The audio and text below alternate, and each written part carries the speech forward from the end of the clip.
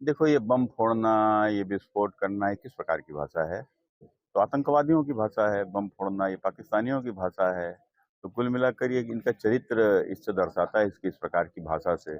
कुल मिलाकर राहुल गांधी आज तक एक भी आरोप तथ्यात्मक नहीं लगा पाए हैं, और जो भी उनके आरोप हैं वो पूरी तरीके से उनके सारे आरोप मिथ्या हैं।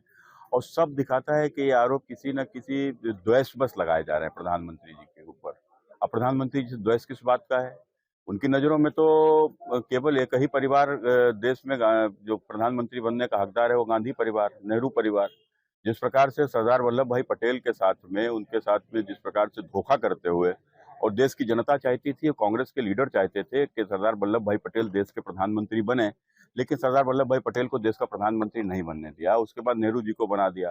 तो लगातार नेहरू के बाद इंदिरा, इंदिरा के बाद राजीव, राजीव के बाद सोनिया ने जिस प्रकार से देश के प्रधानमंत्री को एज ए कठपुतली चलाया, तो वो दर्शाता है कि इनकी मानसिकता क्या है। तो इसलिए गरीब पिछड़े चाय बेचने वाले का बेटा देश का प्रधानमंत्री बन गया, और जिसके नेतृत्व में देश तरक्की कर रहा है, शायद इनसे बर्दाश्त नहीं हो रहा है। यही घृणा है इनकी, जो लगातार इस प्रकार के आज झूठे आरोप आज लगाते हैं। इसी में उनके द्वारा कुछ ऐसे शब्द बोले गए जैसे नेपाल में जो हुआ उस तरीके से हाँ, जो युवाओं का आह्वान कर रहा है। नेपाल में जो हुआ वो 2014 में हिंदुस्तान में हो चुका है।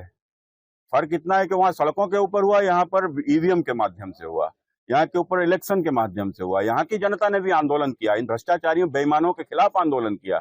जिस प्रकार से वहां के ऊपर आंदोलन परिवारवाद के खिलाफ हुआ, वंशवाद के खिलाफ हुआ, नेपाल में आंदोलन भ्रष्टाचार के खिलाफ हुआ, तो हिंदुस्तान में भी आंदोलन भ्रष्टाचार के खिलाफ हुआ।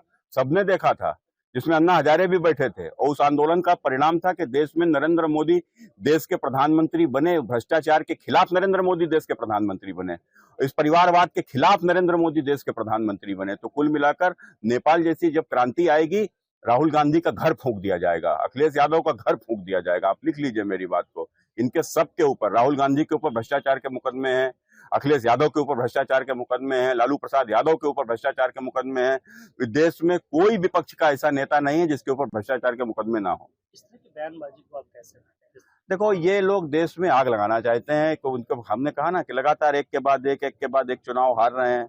देश की जनता का जिस प्रकार से भरोसा नरेंद्र मोदी के ऊपर अटल है, वह कुल मिलाकर इनसे बर्दाश्त ही नहीं हो रहा है। ये समझते हैं कि देश की जनता तो इन्हें गद्दी सौंपने वाली नहीं, तो देश में कुछ इस प्रकार की आग लगा दो। लेकिन मैं आज ऑन कैमरा इस बात को कहना चाहता हूँ, नेपाल में, क्या नाम, बांग्लादेश में और श्रीलंका में जो कुछ हुआ, वहां की जनता निकली और भ्रष्टाचार बेईमानी के खिलाफ लड़ी। लेकिन यहाँ के ऊपर कौन निकलेगा? यहाँ भ्रष्टाचार बेईमानी के लिए जनता नहीं निकलेगी। यहाँ के ऊपर यदि कोई निकलेगा तो देशद्रोही निकलेंगे। और याद रखो, यदि देशद्रोही यहाँ के ऊपर सड़कों पर निकलेंगे तो राष्ट्रवादी सड़कों पर दौड़ा दौड़ा कर मारेंगे।